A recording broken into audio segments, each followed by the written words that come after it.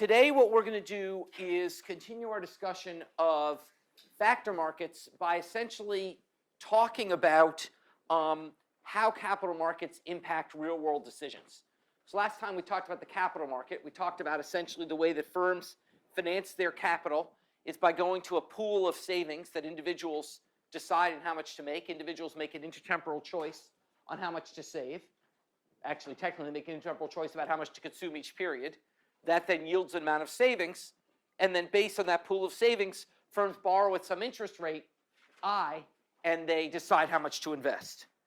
Now, today we're going to talk about a number of interesting applications that arise from capital markets that are important in the real world. And we're going to start by talking about the concept of present value. Present value. Now, the key insight when we think about capital markets is that $1 tomorrow is worth less than $1 today. $1 tomorrow is worth less than $1 today. That's because if you had the dollar today, you could productively invest it and have more than $1 tomorrow. So $1 today is worth more because you could do something productive with that dollar if you had it today. Okay? What that means is that dollars in different periods are worth different things. You can't just add them up. Okay? The analogy I like is thinking about, imagine you had a pound of apples, a pound of steak, and a pound of gold. You wouldn't just add them up and say, I have 3 pounds. That'd be useless. You'd want to know what each is worth, and you want to add up the dollar value of them. Okay? It's a similar thing with money received over time. You can't just say, I'm getting $1 today, $1 next year, and $1 5 years from now. They aren't the same thing. Money received at different points of time are worth different amounts because money received in the future forgoes the possibility of investing it today. Okay? So what do we do to deal with this? Well, in economics, we deal with this by the concept of present value. Present value is the value of every period's payments in terms of today. So the way we deal with the fact that money in different periods is worth different amounts is by what we call discounting it back to today. We essentially take future dollars and discount them back to today to get present value. We discount them because future dollars are worth less. Okay? So let's think of it this way. Suppose that the interest rate is 10%. Let's do an example. Imagine the interest rate I is 10%. And let's say that you want to have $100 next year. You want next year you want to have $100. Well, how much do you have to put in the bank today? Okay? Well, we can solve the equation, which is that you want the amount you put in the bank today, let's call that Y, times 1 plus the interest rate, because that's what you make by having the bank, equal to 100. That's the equation you want to solve, right? The amount you put in today, Y, times 1 plus the interest rate, you want that to be equal to 100. So what that says is that Y equals 90.9. If you put $90.90 in the bank today at a 10% interest rate, you will have $100 tomorrow. More generally, we say that the present value of any future payment is the future value, the amount you get in the future, over 1 plus I to the power little t, where t is the periods in the future. So money received t periods in the future today is worth the amount you get in the future over 1 plus I to the t. Okay? So that is our general formula for how we think about present value. You take all the future payments and you discount them back to today by dividing by 1 plus I to the t. Now that works well if there's a future payment and one future payment coming. But what if, as in many cases, there's a whole stream of future payments coming? Well, the logic then is the same. You just want to take each future payment and discount it by how far it is in the future. Okay? So suppose that you say that you want me to loan you $30 and that you'll pay me back $10 each of the next 3 years. Okay? And suppose the interest rate's 10%. Well, I will say no to that. Because I will say, if you're going to pay me back $10 each of the next 3 years, then what's the present value of that? The present value is next year's $10 over 1.1, because the interest rate's 10%, plus the $10 the year after that, over 1.1 squared plus the $10 the year after that over 1.1 cubed, which if I add it up is $24.87. So I am losing money. If I give you $30 today and have you give me $10 back each of the next 3 years, I'm losing money. Why? Because if I'd simply taken that money and invested in the bank, I would have had a lot more than the $30 I'm going to get for you after 3 years. Okay? So the money that comes in the future must be discounted back to today. That's the key insight of present value. You can't just add it up. You've got to put it in today's terms by discounting it by the interest rate. And how far into the future? Yeah. So aside from just the change in value that's caused by interest, how do we take into consideration the fact that the value of the currency itself also changes over time? We're assuming now inflation's zero. So we're assuming right now, we're not dealing with inflation. We're assuming a world where prices don't change. We'll come back to inflation in a few minutes. But for now, just assume that prices don't change. Okay? So basically, essentially, the formula then for the present value, your general formula for present value you need to know is that present value equals, if you get a flat stream of payment F for a number of periods, it's F times 1 over 1 plus I to the T plus 1 over 1 plus I to the 1 plus 1 over 1 plus I squared plus 1 over 1 plus I cubed plus dot, dot, dot, dot, dot, for how many periods you get it. So if you're getting a payment F over a certain number of periods, you've got to discount it by how many periods you're going to get it. Okay? Or more generally, a common formula we'll ask you to use in this class is to think about the formula for a perpetuity. A perpetuity is a flat payment you get forever. So if we take the infinite sum of this equation, we can summarize it as present value approximately equals F over the interest rate. So if I promise you to pay you forever a certain amount F, that is worth F over the interest rate. So in other words, if the interest rate's 10%, a promise to pay you $10 forever is worth about $100. That's just the infinite sum. If you read A Beautiful Mind, John Nash drew that in his head. But I can't, but that's just the formula. Okay? So basically, that is the general formula for a perpetuity. And that makes life easy. We'll give you a lot of examples where because if I say I want you to pay me for 8 years in the future, you got to write out 8 terms here. It's a pain in the ass. So what we'll say is money forever, and then you can just use this shortcut, which is the present value for a perpetuity. It's just F over I. Okay? Questions about that? Yeah? Does this also assume the interest rate doesn't change over time? That's a great point. Yes, I'm assuming a constant interest rate over time. Now, in reality, you'd want to have each period's interest rate here, and then you can't use this formula because the interest rate itself is changing. Very good point. Okay? Now, the other way to think about this is instead of thinking just this will be easy for most of you, but just it's useful to think it through. Let's flip it on its head and not think about present value. Let's think about future value. This is a useful tool as well. Let's flip it on its head. Okay? So let's think about the value of a future stream of payments. Well, by the same logic we wrote before, future value, by the same logic we wrote before, if you're going to have money that's T years in the future value of that money that you're going to get, okay, if you're going to basically take your money and invest it, if you're going to have money that you're going to invest today and put it in the bank at some interest rate, then the future value is the amount you put in times 1 plus the interest rate to the T. So I've simply reversed that formula, present value, future value. So basically, future value, if you put money in the bank at some interest rate, you're going to get to have, over time, that money times 1 plus I to the T. Now, the reason we write this formula out and sort of flip it for you is because I want to highlight the key feature here that I want to drill into your heads. One of the, 10 things I most care you leave this course thinking about if you're not going to major in economics or remembering, is the beauty of compounding. Which is that with a formula like this, you earn interest on your interest. If you leave money in the bank, you don't just earn interest on the initial amount you put in. you earn interest on the interest you earn over time.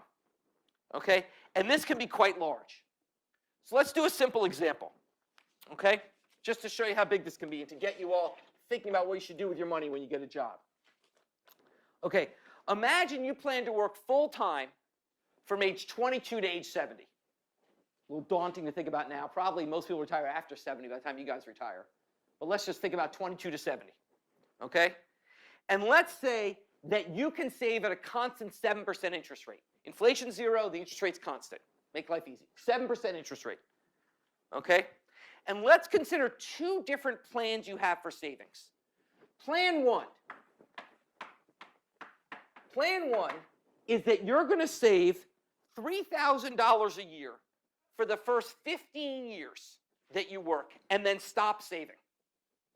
$3,000 for 15 years, then you're just going to leave that in the bank, leave it alone, never save anymore. Just let that money sit in the bank. Okay? Well, in that case, what will you have? Well, after the first 15 years of putting $3,000 in the bank every year, if you work out the math, you will have $75,000, $75,387 after 15 years. Okay, that's not just 15 years times, that's bigger than 15 times 3,000 because you're earning interest along the way. Okay, that's 15 years. Then you're just going to let that sit there. And that's going to sit there. Remember, after 15 years, you started working at 22, you're only 37 years old. That's going to then sit there for the next 33 years. You're not going to touch it, you're not going to save any more.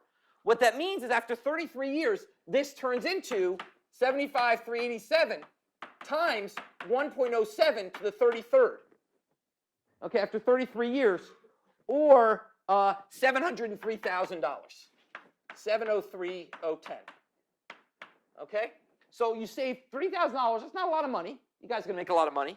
$3,000 for 15 years, and then you never had to save again. Contrast that with a different approach. Let's say you say, look, that's stupid. I'm young. I'm going to party. I'll worry about retirement when retirement's close. I'm going to save nothing the first 15 years. And then I'm going to save $3,000 every year.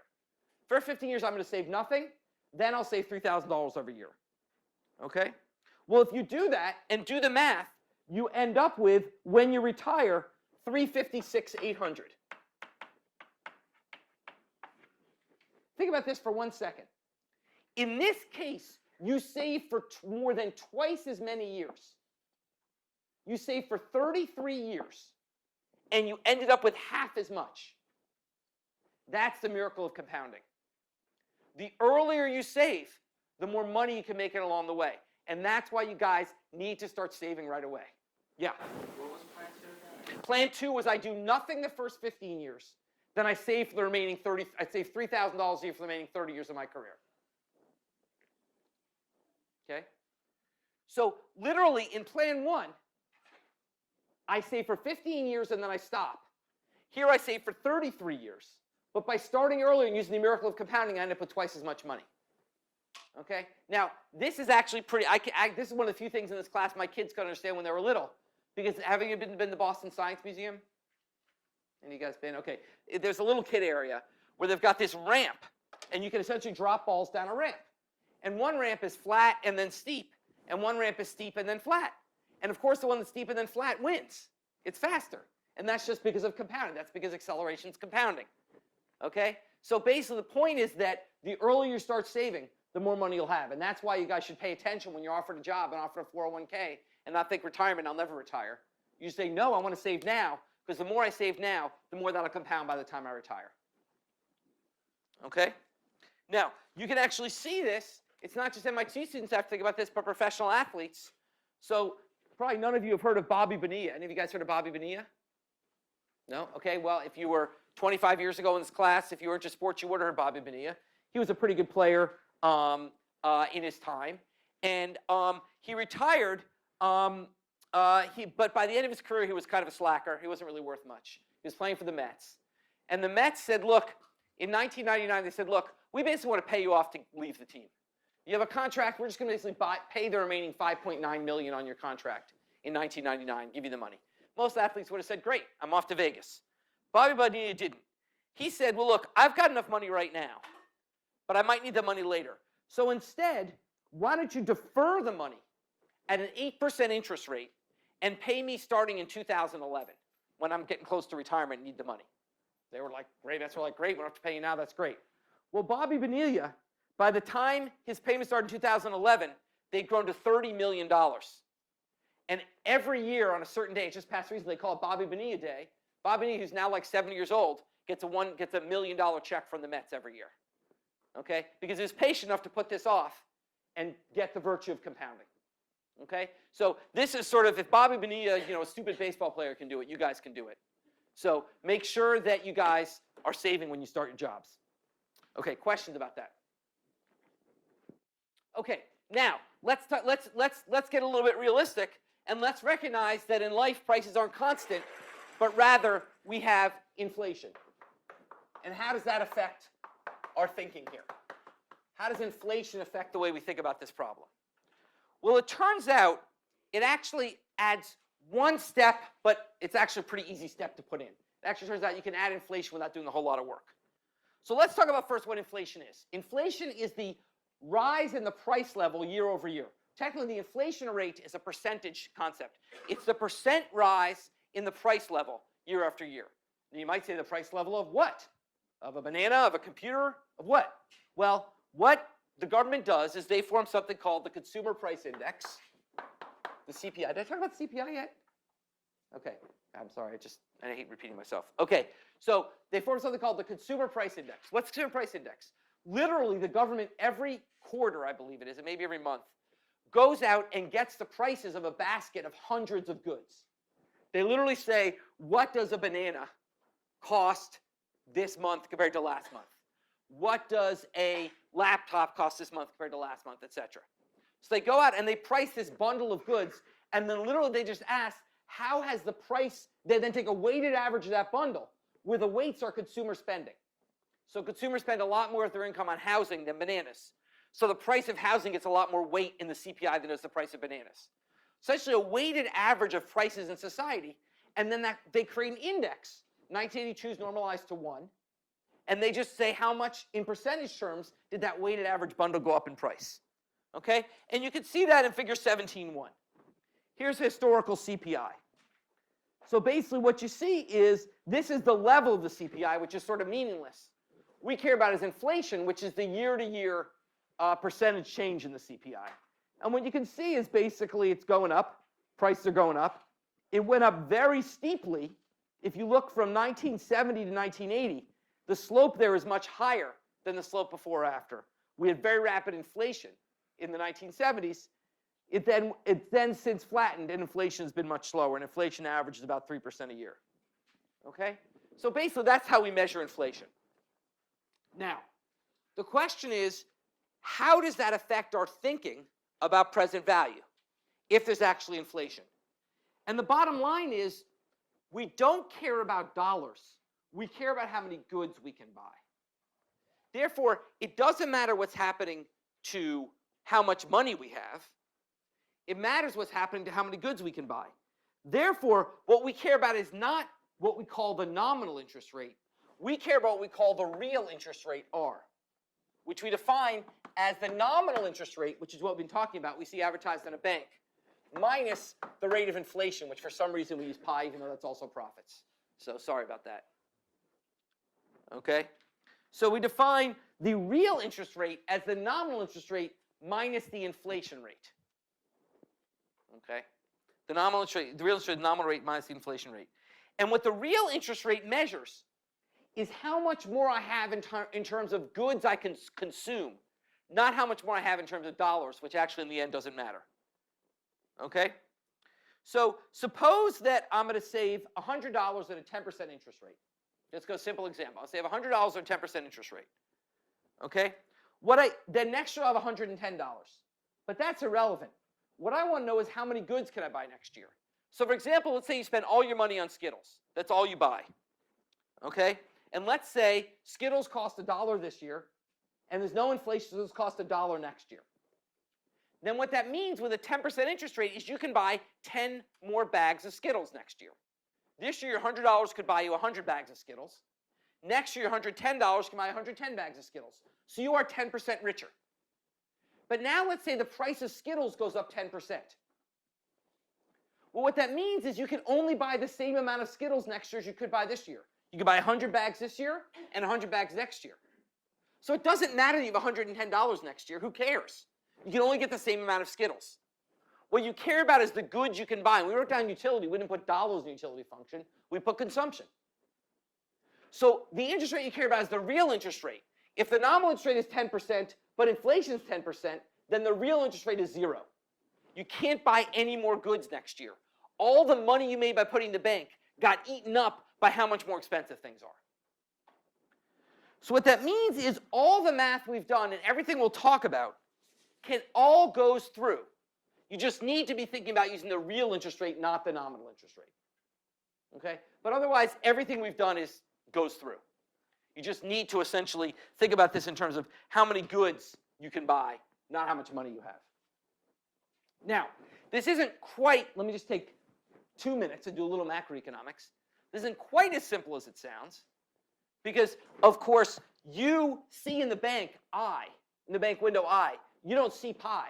You don't see inflation. That's all revealed ex post. So really, technically, you don't have to know this. It's just for those who care. You don't have to test. Technically, what you really want is expected inflation, right? When you think of putting in the money in the bank, you know you'll earn 3%. The real interest rate is that minus what you think inflation is going to be, right? So it actually becomes complicated. It's not as simple. Ex post, it's easy to find the real interest rate. Ex ante, it's not so easy because it depends on what you think inflation is going to be. So there's some tricks there. There's also a bunch of tricks in measuring the inflation rate.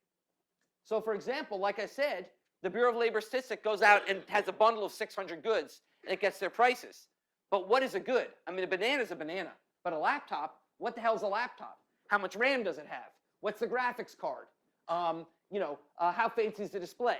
Well, the Bureau of Labor Statistics doesn't go out and price literally hundreds of laptops. It prices 1 or 2. And the problem with that is the following. Let's say you find that today a laptop is 1,000 and tomorrow it's 1,500.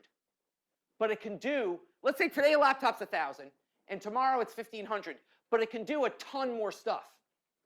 Well, we would say inflation's 50%, but that's not really right.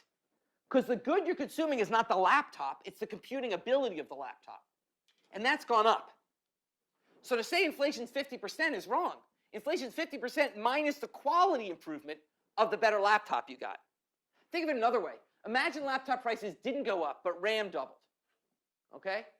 Would you say you're no better off buying a laptop with twice as much RAM at the same price? No, you're better off. But our inflation concept would say, no, you're the same off. So the trick here is it's simple in practice, and we'll pretend it's simple to say R is I minus pi. But 2 tricks. A, it's expected pi, which is hard to guess. And B, inflation is really hard to measure because there's things like quality bias and other things. There's a whole field of macroeconomics worrying about inflation measurement. So I won't spend a lot of time on it. But it's just sort of the kind of interesting, just to sort of talk about how sort of at high level we go through things here. Like everything else in this class, largely we get it right. Largely expected inflation is not too badly modeled by last year's inflation.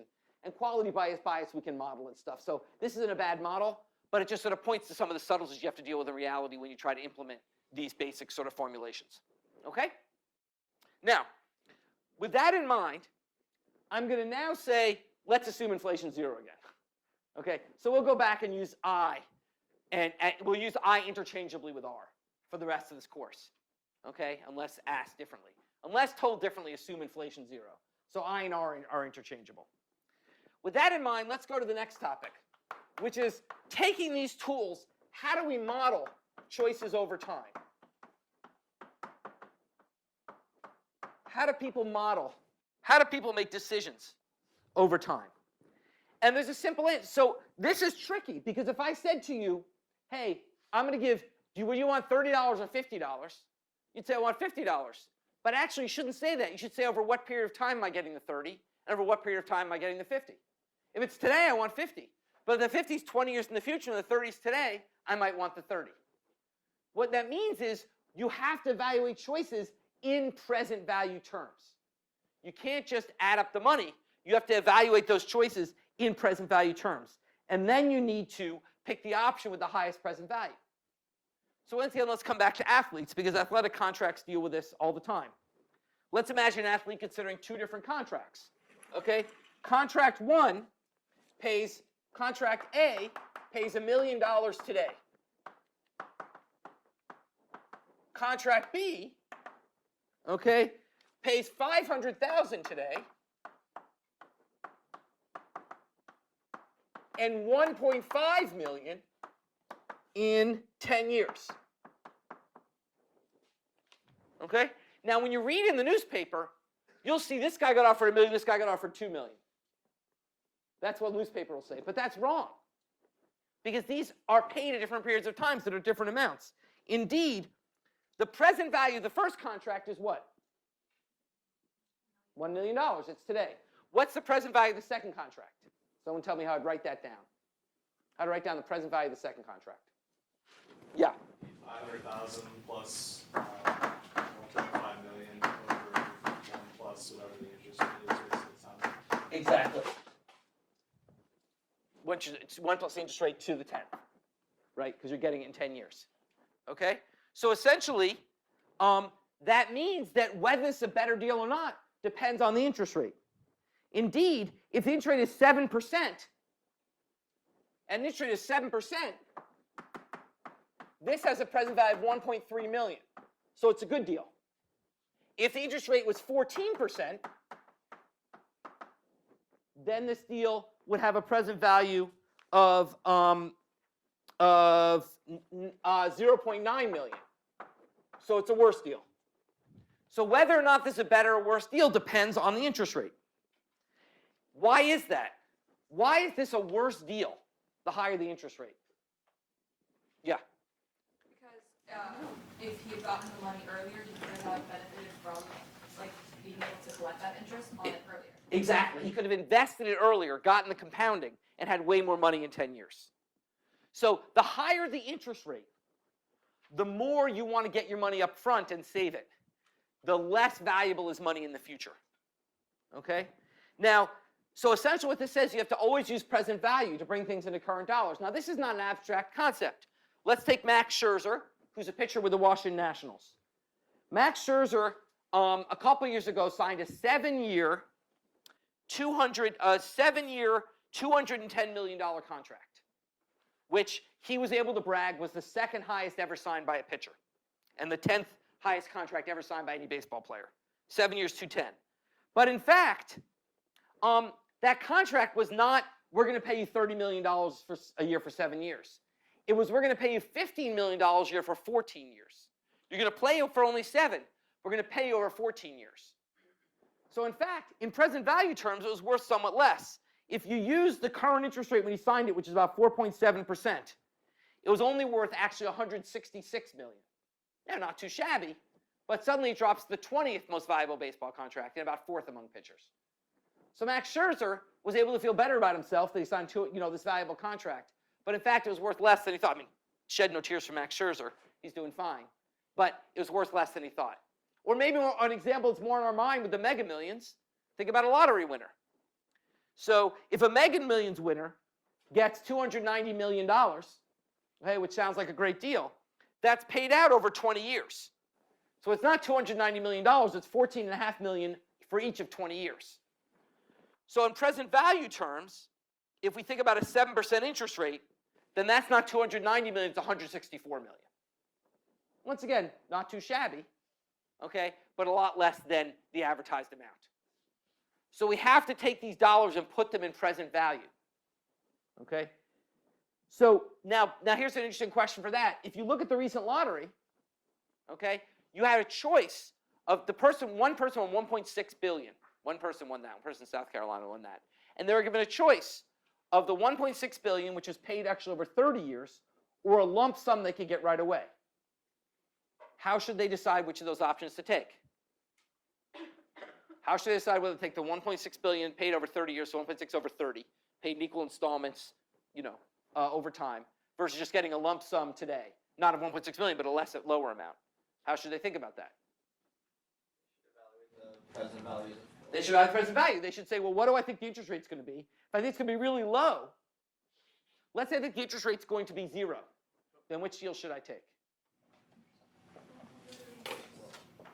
I should spread it out over time, because the money in the future is worth the same as today, so I might as well take the $1.6 billion. But if I think the interest rate's going to be higher, then I should take the money up front and invest that money and earn my own interest. So essentially it becomes a debate of what you think the interest rate is versus what the state thinks the interest rate is.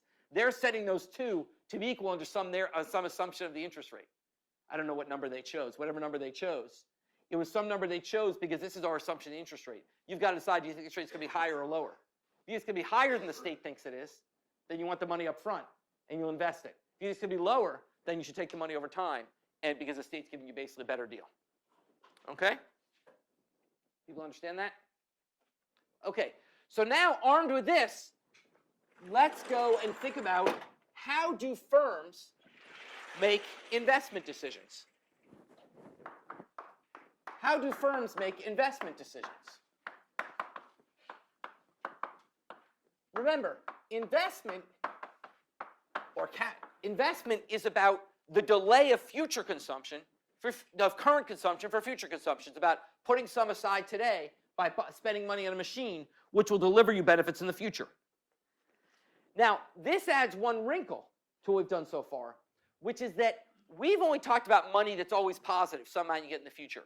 When you're making an investment decision, it's a little bit more complicated because you're actually spending money today to make money tomorrow. So in that case, we talk about what we call net present value, which is the same thing. It just allows for negative values. Net present value, which is essentially saying in every period, you want to account for the cost that period and the benefits that period. And you want to invest only if the net present value is greater than 0. So for example, think about a project that has a stream of payments in every period of R sub I. Every period has got a stream of payments of R sub I, and a set of costs of C sub I. The costs are the upfront investment, maybe the maintenance of the machine, whatever it costs to run it. Okay? Then the net present value of that investment is R0 minus C0, comma, R1 minus C1 over 1 plus I, plus, over 1 plus I, plus R2 minus C2 over 1 plus I squared, plus dot, dot, dot, dot, for as many periods as the investment lasts. Okay? That's the net present value of an investment. So basically, what you want to ask is, taking each period's costs and benefits into account, on net, is it greater than 0? Okay? So the key point is that basically, sometimes investments which have upfront costs can be valuable as long as the long-run benefits are large enough. So if you think about an investment that's got 100, so imagine, think about a simple, trivial example of the first period you buy a machine, and it costs $100. So C0 is 100. And let's say for every period thereafter, that machine will deliver you revenues for I greater than 0 of 200. But it will have maintenance costs I greater than 0 of 50. So what's the net present value? Well, the net present value is simply minus 100, and let's say the machine's going to last forever. Minus 100 plus 150 over I. Think about that for a second.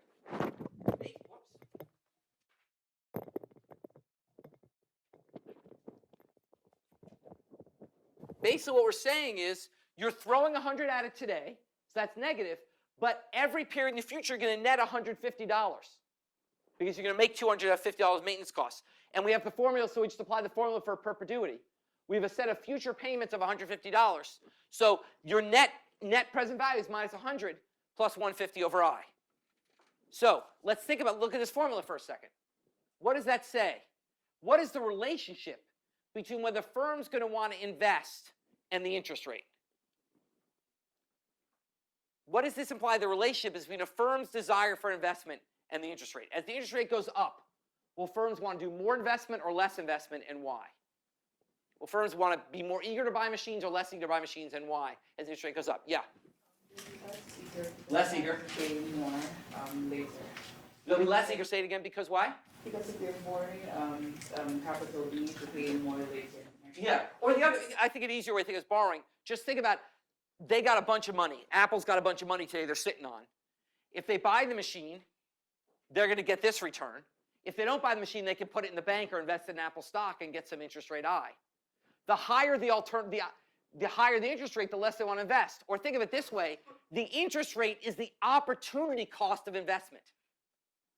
Okay? The more the firm invests in their machines, the less they can earn saving through some other mechanism. And the price that they pay by forgoing that other savings is I. Okay? Yeah. So like, does that mean if you're looking at a machine, it's better to like try to to push the cost further because then like you can't also divide by the 1 plus 9. Basically, you always want to try to make as much money early as you can and make the cost as late as you can. For any given amount, you'd absolutely like to shift your. You'd absolutely like to do that. That's why we'll talk about this in my public finance class. We talk about why when you're paying taxes, you always want to try to find shenanigans that allow you to pay your taxes later. So for any given amount of taxes, the later you pay it, the less it costs you, because you get to earn the interest along the way and then pay it later on. This is a key macroeconomic concept. You'll often hear in the news, high interest rates are bad for business. And you might have thought, why is that? This is why. High interest rates are bad for the economy, you'll hear. Why are high interest rates bad for the economy? You might say, wait a second, that makes no sense. A high interest rate means I earn more in my savings. Why is that bad for the economy? It's bad for the economy because it lowers the demand for capital. Because the higher the interest rate, the less firms actually want to invest, the more they just want to sock their money away in the bank. Okay? So that is kind of, that's the key question. Now, then let me ask another question. If you're a firm, what's the right I to use? If you're a firm thinking about this investment decision, we know the higher I is, the less you want to invest. But what is I? Once again, forget inflation. Inflation's zero. What's the right, what we call firm discount rate? The discount rate is the amount by which firms are going to discount future dollars to bring them back to today. How does the firm think about what I to use? What I should the firm use? Your Apple. Yeah, go ahead. There's one in I that makes that positive there. Well, they don't want to invest unless it's positive. That's a good point. But the way they do is they write down the math and they plug in an I. What I do they plug in? Yeah. Is it published by the government? Well, it might be. But it's not. There's not one answer. What's the general answer the firm wants to use? What's the general answer? That the firm, if you're a firm thinking about making an investment and you want to discount that investment, what do you want to discount it by? Yeah. The opportunity cost of the next best return. The next best thing you could do. So if I'm thinking about building this machine, when I discount it, I want to think about what's the next best thing I could do with that money. That's the discount rate I want to use. So in a world where firms either can buy a machine or put it in the bank, it's easy. It's the bank interest rate. But life's not that easy. Firms have dozens of investments. So where every investment, you want to discount it by the next best thing you can do with the money. Concept of opportunity cost. That's why it's the very first thing we taught in this class. Opportunity cost is always what drives things. Okay? Questions about that? Now, this isn't just for firms. This same math applies to consumers as well. Let's think about me. A number of years ago, I had to decide whether to insulate my ancient house. Okay? Let's write down the numbers to sort of think how this worked. I had heating bills at that time, back when gas was cheaper, of about $2,000 a year. Was my heating bills for the house. Okay? The best estimate I could get was that if I insulated my house, I would lower my heating costs by 25%. So my heating costs would fall by $500 per year if I insulated my house. And the insulation, but to insulate my house, I had to pay the guy to insulate it, and that cost, the insulation, cost $4,000. How do I think about whether I should insulate or not? How do I think about that decision? What equation should I write down? Yeah. You minus 4,000 plus 500 over I. Exactly. I should say, I'll assume I'm going to own the house forever, or at least long enough that I can treat it as forever. and I write down that formula. And what that formula says is that if I think the interest rate's less than 12.5%, I should insulate. If I think the interest rate is more than 12.5%, I should just invest the money and use the returns of that investment to pay my higher heating bills. So it all depends on what the interest rate is. Okay? Now, so that's why, and I did it, I insulated. But that's so the same logic we could think of is basically essentially the same idea as firms. You want to think about the upfront costs and the long-run returns. Okay? Now here's a fun economics question. What if I don't intend to hold the house forever? I would argue I should still use this formula. Why? Yeah? Because you increase, whenever you decide to sell the house, you increase the value. Exactly, because I've increased the value of an asset that I'll then sell. So presumably by insulating, I've raised the price of my house. How much have I raised it by? Exactly 500 of RI. So I'm going to insulate and sell next year. I should still insulate because I should get 500 of RI more dollars for my house. So in fact, it doesn't matter. If you can sell an asset, then actually your horizon is always infinite. It's not just the short horizon, which is kind of an interesting insight. Okay?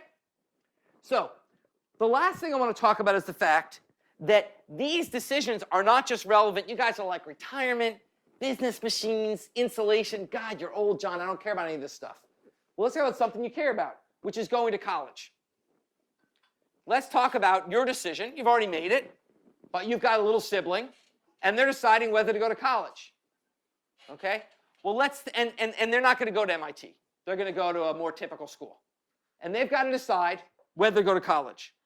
Well, in fact, their decision is an investment decision, just like any other investment decision.